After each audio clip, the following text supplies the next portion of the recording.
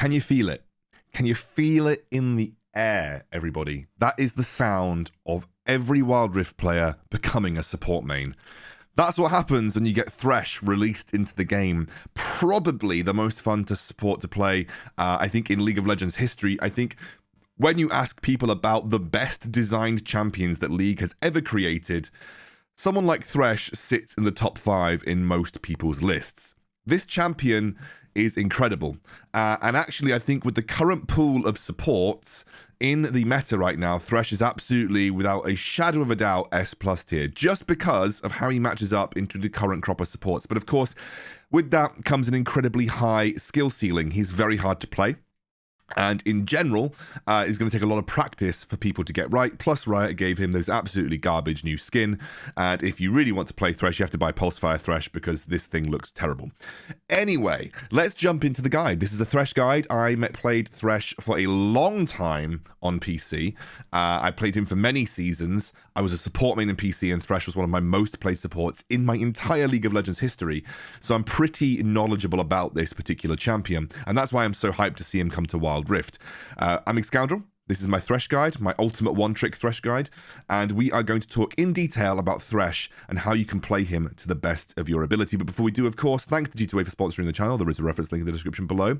And let's kick things off with this. We're going to talk about the build. We're going to talk about runes. We're going to talk about summoner spells and items, and then we're going to talk a little bit about which abilities you max first, and then we'll get into game. We'll talk about his abilities in a bit more depth, and we'll also talk about some like tips and tricks and combos that you can do to make THRESH work at a very high level. Okay, firstly, the build. Now, there are lots of things that you can do with THRESH builds, and quite honestly, it really depends on what you want to achieve. I generally like to play a safer support build overall. So I like to play for redemption. I like to play a bit more for my team. And what I would say is that I like, for instance, I saw Hells suggest a Proto Belt. I think Proto Belt is fine, but you have to be damn sure that you're going to make use of it. So Proto Belt, I genuinely think as a new THRESH player, if you've never played this champion before, running with Proto Belt is not what you should do. Proto Belt is clearly going to be able to allow you to make plays. It's going to allow you to be a bit more fancy, and I'll show you what you can do with Proto Belt when we get to the tips and tricks.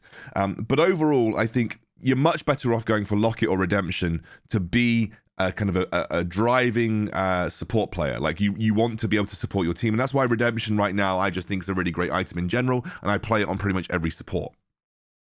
In terms of boots, I generally find that plated steel caps get the most value out of any boot in the game. However, boots of swiftness are a great choice for THRESH if you want to go fast and you want to roam the map and make plays. Really, those are probably two of the main ones. If you're going up against lots of magic damage, Mercury Treads is good. And I wouldn't really recommend Ionian boots of lucidity. Whilst I think that they are a solid choice, I think THRESH needs to be a bit tankier. This is why I always go for plated steel caps, or you just want to be fast and getting across the map. I like to go fast, as I said on THRESH, and one of my main things that I like to pick up is Dead Man's Plate. Just allows you to go very quickly, allows you to essentially sort of find better positions for flays or find better positions for hooks more quickly. And so I like Dead Man's Plate as an early option here for THRESH. A bit more expensive than some of the other support items, but alas, I think I will likely be going Dead Man's Plate very early on in THRESH in general. Zeke's Convergence, it's great for all supports. It gives you armor, magic resist, it gives you a bit of mana and ability haste. All of these things are things that THRESH enjoys having. One thing that you should note is that THRESH in general gets passive resistances from his kit. We'll talk about it when we get to his particular abilities. But overall, Zeke's Convergence is a great little addition. When you use your ultimate, it's going to slow things down even more. And again, it's a nice pickup for THRESH. One of the few supports that I actually like Protector's Vow on. Why do I like Protector's Vow on THRESH? Well, most of you know that when he throws out his lantern, you press the minion button to grab his lantern and get pulled back to THRESH.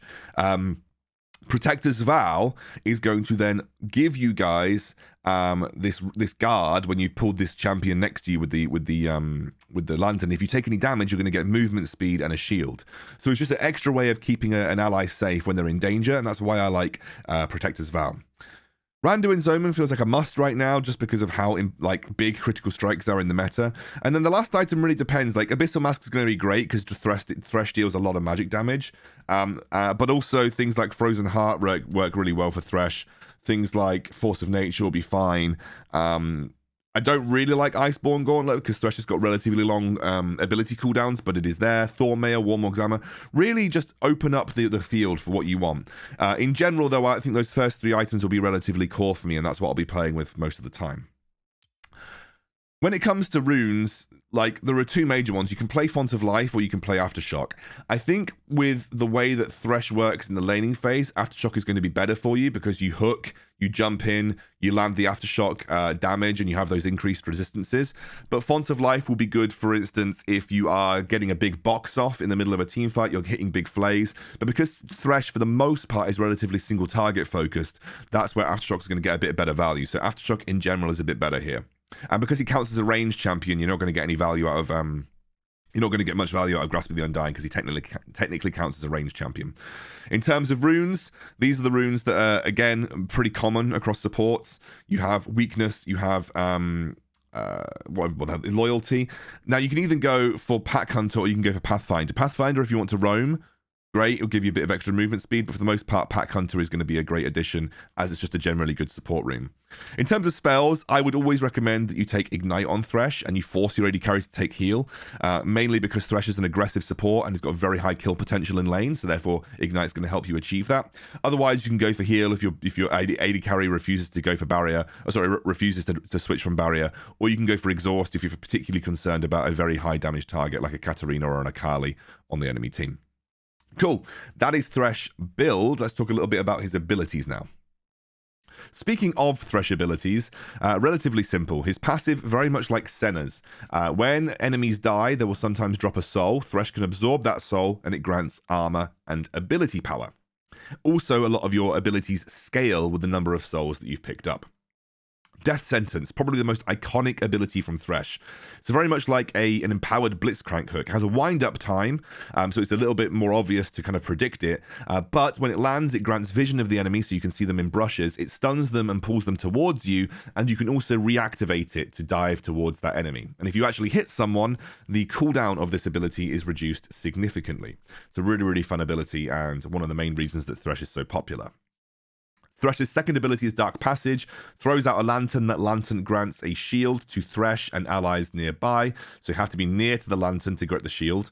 It can also be used to absorb souls, although I would not recommend this in team fights or even in intense moments. But the biggest part of the Dark Passage ability is the fact that you can throw it to an ally. An ally can pick it up using the minion button, and they will then dive back towards Thresh. It gets allies out of really bad situations, especially if they're getting caught out. So that's one of the reasons why Thresh is so popular.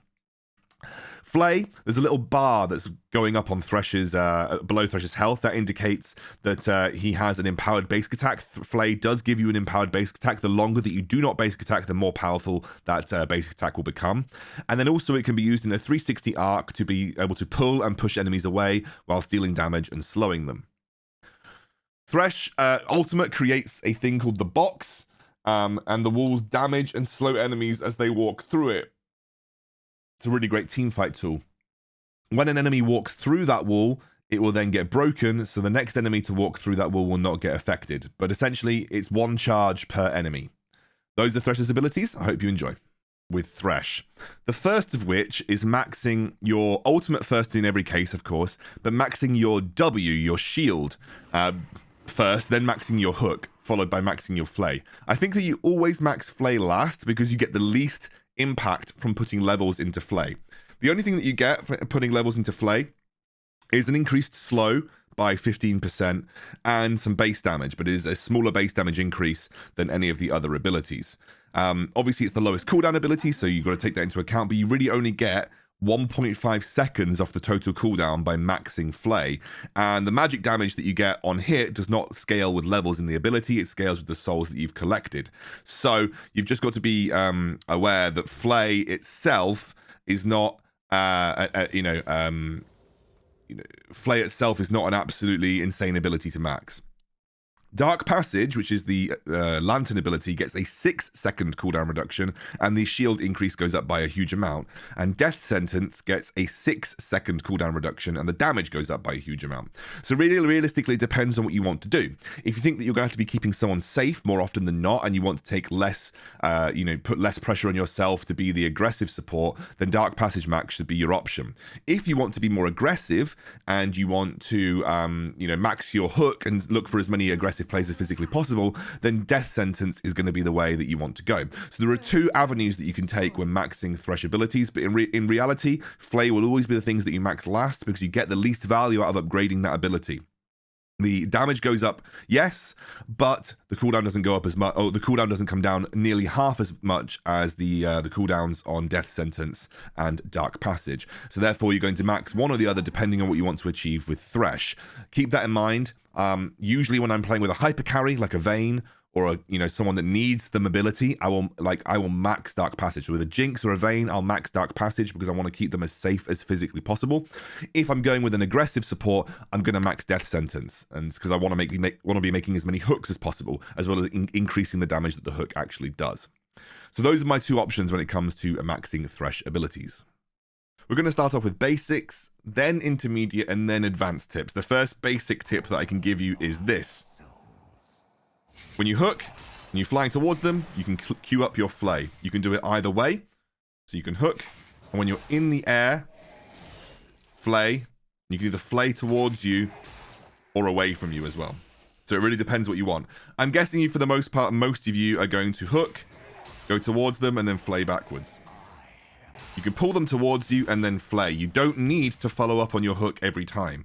Even at a max range hook, you can still walk towards them and flay. That flay can be done in either direction, but it is a good way of, keeping yourself a little less committed. And more importantly, at a max range hook like this, so this is a max range hook here, it is 1-2 shoves, and then they're in the range of a flay. So just time it in your head, okay? Hook, 1-2, flay. And you don't even need to follow up on your hook. I'm going to put another dummy down just so I can show you a bit more. Let's say you do want to follow up on your hook, though. You can actually flay in midair. You're following up, you can actually queue your flay in midair so that by the time that you get there, you're already using your flay. And again, follow up immediately, and you have that flay ready to go by the time that you're there. Some basic combos with Thresh's hook. When you're playing with Thresh, a good thing that you might want to do in lane is walking up to an enemy, flaying them, and then hooking them. This is a good way of ensuring that you get a good hook. I'm just going to flay that guy away from the turret. In fact, let's just keep flaying these guys this way. Let's keep flaying. This is funny. Come on, guys. Let's go for a walk. Anyway, so you may want to walk up to someone in lane, flay them, and then hook them. This is you don't have to lead with the hook. In fact, a lot of the times it's better to not lead with the hook. But obviously, if you find an opportunity in lane to lead with the hook, then you do. And you can flay when you're in midair as well. But again, those are some little combos with the hook and the flay that are important to be aware of. When you've got Thresh's box, you can automatically proc the box by having it right next to the dummies. But let's say that you're right on top of someone, you can box and then flay them into the wall if they're directly on you, like that. So if they are inside the box, you can actually flay them into one of the walls. Of course, they have to be a little closer. Can't be directly on you. So if you're stood on top of someone like this, you can't flay them into the wall if they're directly on top of you. So you have to set the box up a little further away. So let's say that you're next to someone, you can flay them when they're just a little bit further away from you. So make sure they're just not directly on top of you. But if you box on top of someone, make sure that you're ready to flay them into the wall, because it's a huge chunk of damage and also slows them down. And then also means you can follow up with a hook directly afterwards. One of the ways one of the things that works really well with Thresh, especially when you have your ultimate available, is if you hook, you box, and you drag them and flay them into the box. This is a really classic Thresh combo when you have all of your abilities together. You hook, you do your box like this, and then you flay them into the box. You can be done at max range as well. So the combo would look something like this: max range, immediately into the box, and you flay them into the box wall like that. That is a very classic Thresh combo. And you'll see a lot of Thresh players do it. A lot of Thresh players likes to wait a little bit before they come to the end of their hook and then flay them into the box like that. But that is a very basic Thresh combo that you need to be aware of as a Thresh player. That you have your box. When you hook, you can actually cast your box in the middle of your hook, and then you flay them into one of the walls to get a huge chunk of damage and slow them down. Something else that you may have realized from the Thresh kind of like ability description is you can actually hook and gain vision of enemies that are inside the brushes. So if there is an enemy inside a brush, you can get a vision of them by landing a hook on them, and that helps your allies continue to target them, which is obviously a very good thing. So you can actually flash hook with Thresh as well. However, it has to be done during the wind up. So you're winding up and then you flash hook. If the hook already leaves Thresh, you can't actually flash during it. This flash can also be done in terms of angle as well. So you can wind up and change the angle of your hook like this. Wind up and change the angle of your hook like this. But you can actually flash during the wind up of a hook. And it'll actually land on the target. Especially, you know, you're out of range like this, flash, and it'll actually land on the target. You cannot, however, do this with Flay. Unfortunately, Flay actually stops you from buffering any requests. You can't do it with Box either, because the Box animation is so short, it doesn't actually change. So the only thing that you can technically flash on Thresh is the hook. So that's the Thresh flash hook that you can do. I think this also works with Proto Belt, so I'm going to try it. So you can't actually Proto Belt whilst you're winding up. It does it afterwards, which I guess could land some extra damage. But if you want to play the Proto Belt style, you have to Proto Belt into hook. But you can also Proto Belt into Flay. So Flay is instant with Proto Belt. So if you want to Proto Belt into Flay, you can. You can also Proto Belt into hook. And whilst you're Proto Belting, you can wind up that hook. Say you want to do a full Proto Belt combo, you Proto Belt, Flay, hook, and then into Flay. But again, like I said, it's probably better to just go Proto Belt Flay. That's a little bit more instant and the enemy can't react to it as well. But you can, of course, Proto Belt Hook if you want to, but I wouldn't say that it's particularly effective. I think that really the big benefit that you're getting out of Proto Belt with Thresh is by being able to instantly Proto Belt and Flay, which gives you a slightly longer range on kind of engaging people with the Flay option here as well. One of the best things about Thresh is the ability to pull allies in. Now, the initial Lantern range isn't huge, but that Lantern will stay with you for a, you know, if you place the Lantern, it actually stays forever. And so really what you're aiming to do is you place the Lantern somewhere like this, and then you walk towards this ring that you can see, and then you hook, and hopefully the enemy comes, your ally comes towards you, and then pulls the Lantern back towards you. So that's what you want to make sure you're doing with the Lantern. The Lantern goes in a location for a gank. You walk up to the enemy, you flay them, your jungler takes the Lantern. There's about 50 Lanterns going on right now, but let's say your jungler takes the Lantern, jumps to you. So you just want to be aware that you have your Lantern. You can then hook, go to the edge of your Lantern, and you still have that Lantern available, and your jungler which should hopefully take the Lantern and jump to you. Just be aware that when you're using the Lantern, you can actually walk well outside of the range to have a very long Lantern range coming in. And that's what, you know, look at how ridiculous. Like, watch this. My ally's in danger here. I'm going to walk all the way back to my turret. And then my ally can just zip across, like, halfway across the lane back towards the turret. Thresh Lantern range in this game is absolutely nutty. And you guys should definitely be practicing those kind of, like, ranged Lantern plays that you can do on Thresh. I just love doing this to the dummies. Goodbye, dummies. Okay.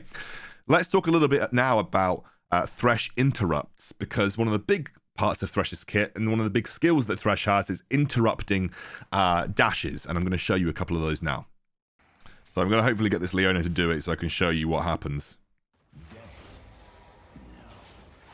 So if Leona winds up to go like this, you can actually stop Leona landing her Zenith Blade. I'll try and do it again in just a moment. Wait for her to level up here. Okay, wow. She's going for it. Wait for Leona to look for it like this, and you can stop her actually landing on you. That's one of the great parts of Thresh in general, honestly.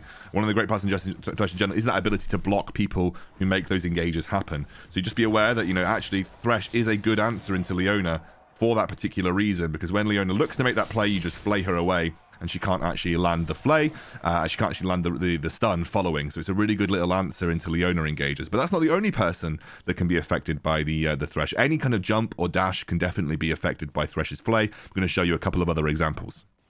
So any kind of movement ability you can technically stop with the flay. I would encourage you to go and test it. There are lots of different ones, and it kind of depends on the situation. There's like Yasuo, Lucian, Tristana. All of these things can be stopped by Thresh's flay. Leona is the easiest example to show you in the practice tool, because she'll do it consistently. Other champions are a little bit harder to make work.